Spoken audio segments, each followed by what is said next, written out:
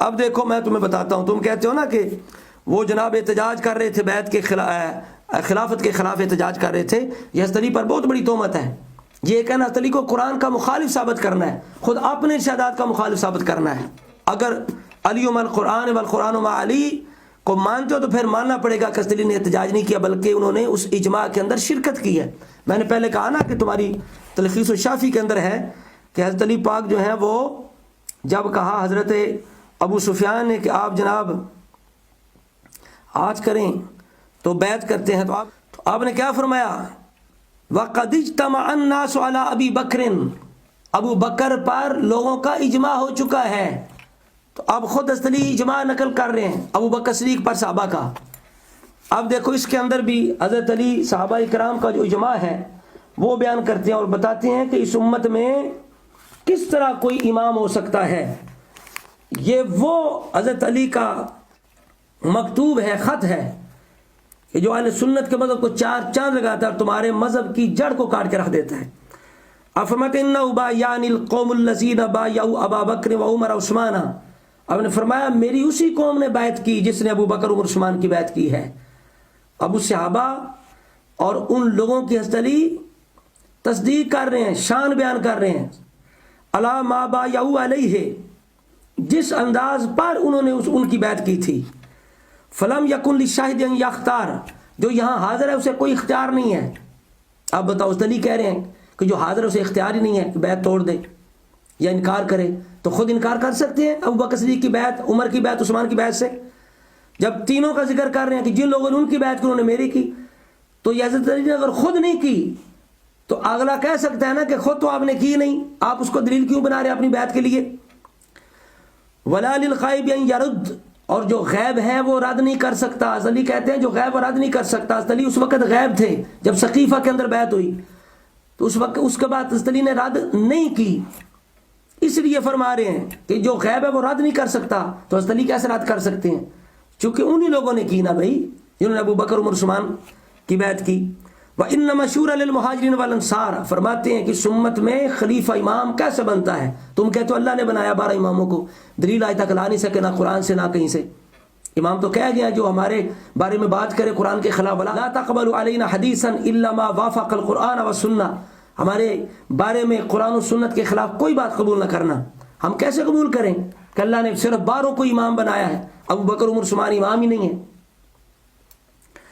تو حضرت علی کہہ رہے ہیں کہ شورا کا کسی امام بنانے کے لیے مہاجرین و انصار کو۔ فَإِنِ اجْتَمَعُوا عَلَىٰ رَجُلٍ سَمُّوا إِمَامًا، جس پر وہ اجماع کر لیں، یہاں بھی حضرت علی اجماع کا ذکر کر رہے ہیں کہ ابو بکر عمر عثمان پر اجماع ہوا ہے، مہاجرین انصار نے اجماع کیا ہے، وَسَمُّوهُ إِمَامًا، اور اسے امام بنا لیں۔ اب بتاؤ تم کہتے ہو 12 امام ہیں، حضرت علی کہتے ہیں نہیں صرف 12 امام نہیں ہیں، ہم انہیں بھی امام الحمدللہ مانتے ہیں۔ حضرت علی کہتے ہیں سب سے پہلے امام ابو بکر ہیں، پھر عمر ہے، پھر عثمان ہے، چوتھا میں علی ہوں۔ حضرت علی تو یہ کہہ رہے ہیں۔ آگے سنو، حضرت علی انتہا شیر خدا کہتے ہو نہیں جی انہوں نے ویسے حجت قائم کرنے کے لیے معاویہ سے کہا تھا، نہ پوری تفسیر دیکھو قرآن کے مطابق، علی القرآن والقرآن و علی کا نظارہ دیکھو کتنا خوبصورت نظارہ ہے۔ حضرت علی فرماتے ہیں کان ذالک للہ رضا، کہتے ہیں اسی میں اللہ کی رضا ہے۔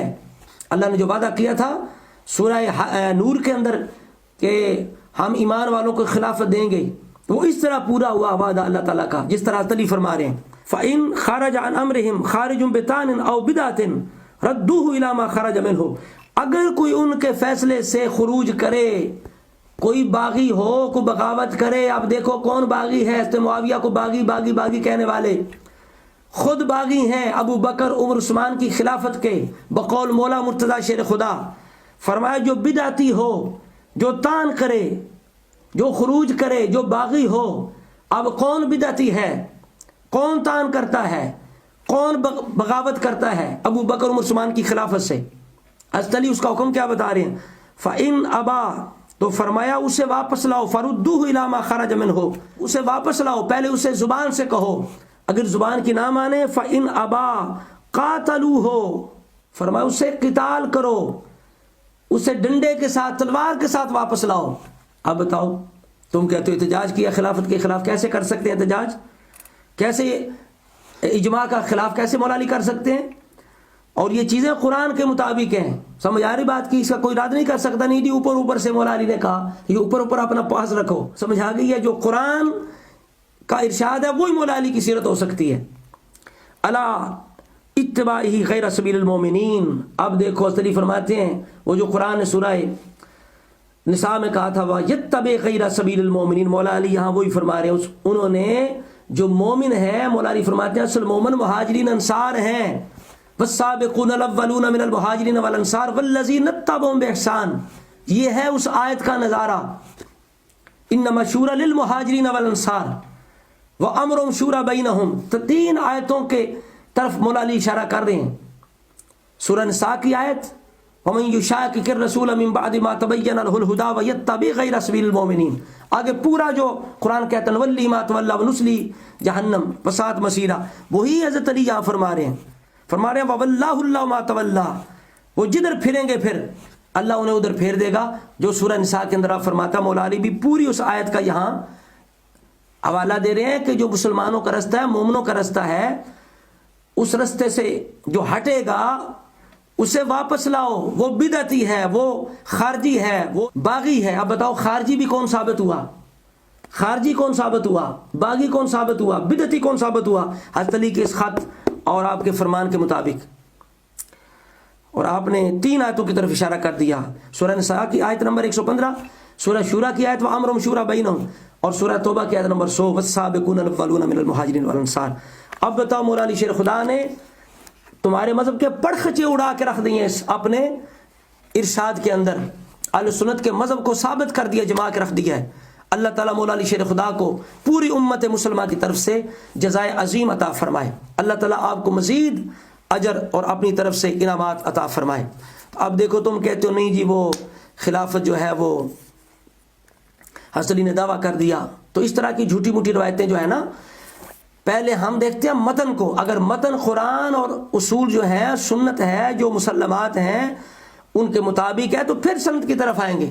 تو جب متن ہی صحیح نہیں ہے تو سند ہم کیسے مانے بھائی؟ سمجھ آ رہی بات کی؟ اس وجہ سے متن بھی دیکھا جاتا ہے، سند بھی دیکھا جاتا ہے. اگر متن صحیح ہو، سند صحیح ہو تو پھر جا کے اسے قبول کیا جاتا. متن ہی غلط ہو، چونکہ راوی فرشتے تو نہیں ہے نا، معصوم تو نہیں ہے نا. سمجھ آ رہی؟ غلطی ان سے ہو سکتی ہے. جو سکہ راوی ہیں عادل، ان سے بھی غلطی ہو سکتی ہے. اب جناب الحمدللہ ہم نے ثابت کیا کہ